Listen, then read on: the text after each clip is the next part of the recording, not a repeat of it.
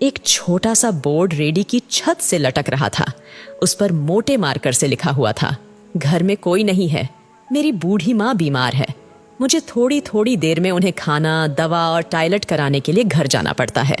अगर आपको जल्दी है तो अपनी मर्जी से फल तौल ले और पैसे कोने पर गत्ते के नीचे रख दें। साथ ही रेट भी लिखे हुए हैं। और अगर आपके पास पैसे नहीं हो तो मेरी तरफ से ले लेना, इजाजत है। मैंने इधर उधर देखा, पास पड़े तराजू में 2 किलो सेब तोले, दर्जन भर केले लिए, बैग में डाले, प्राइस लिस्ट से कीमत देखी, पैसे निकालकर गत्ते को उठाया। वहां 100, 50 और 10-10 के नोट पड़े थे। मैंने भी पैसे उसमें रखकर उसे ढक दिया, बैग उठाया और अपने फ्लैट पे आ गया।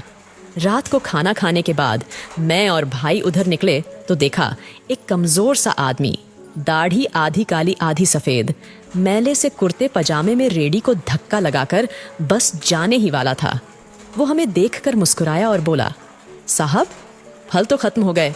नाम पूछा तो बोला, सीताराम। फिर हम सामने वाले ढाबे पर बैठ गए। चाय आई। कहने लगा, पिछले 3 साल से मेरी माता बिस्तर पर हैं, कुछ पागल सी भी हो गई हैं और मेरी कोई संतान नहीं है। बीवी मर गई है, सिर्फ मैं हूँ और मेरी माँ। माँ की देखभाल करने वाला कोई नहीं है, इसलिए मुझे हर वक्त माँ का ख्याल रखना पड़ता है। एक दिन मैंने माँ का पांव दबाते हुए बड़ी नरमी से कहा, माँ तेरी सेवा करने को तो बड़ा जी चाहता है, पर जेब खाली है और तू मुझे कमरे से बाहर निकलने नहीं देती। कहती है तू जाता है तो जी घबराने लगता है। तू ही बता मैं क्या करूं? अब क्या गले से खाना उतरेगा? न मेरे पास कोई जमा पूंजी है। ये सुनकर माँ ने हांफते कांपते उठने की कोशिश की। मैंने तकिए की टेक लगवाई। उन्होंने झुर्रियों वाला चेहरा उठाया, अपने कमजोर हाथों को ऊपर उठाया, मन ही मन राम जी की स्तुति की, फिर बोली, तू रेडी वहीं छोड़ आया कर, हमारी किस्मत हमें इसी कमरे में बैठकर मिलेगा। मैंने कहा, माँ क्या बात करती हो, वहां छोड़ आऊंगा तो कोई चोर उचक्का सब कुछ ले जाएगा।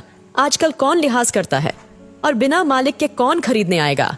कहने लगी, तू राम का नाम लेने के बाद रेडी को फलों से भरकर छोड़कर आजा, बस ज्यादा बकबक नहीं कर।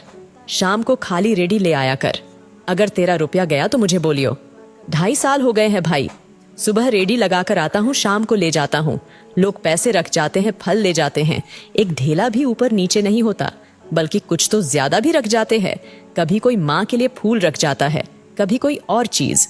परसों एक बच्ची पुलाव बनाकर रख गई, साथ में एक पर्ची भी थी अम्मा के लिए। एक डॉक्टर अपना कार्ड छोड़ गए, पीछे लिखा था, माँ की तबीयत नाजुक हो तो मुझे कॉल कर लेना, मैं आ जाऊंगा। कोई खजूर रख जाता है। रोजाना कुछ न कुछ मेरे हक के साथ मौजूद होता है। न माँ हिलने देती है, न मेरे राम कुछ कमी रहने देते हैं। माँ कहती है, तेरा फल मेरे राम अपने फरिश्तों से बिकवा देते हैं। आखिर में इतना ही कहूंगा कि अपने माँ बाप की सेवा करो और देखो दुनिया की कामयाबियां कैसे हमारे कदम चूमती है।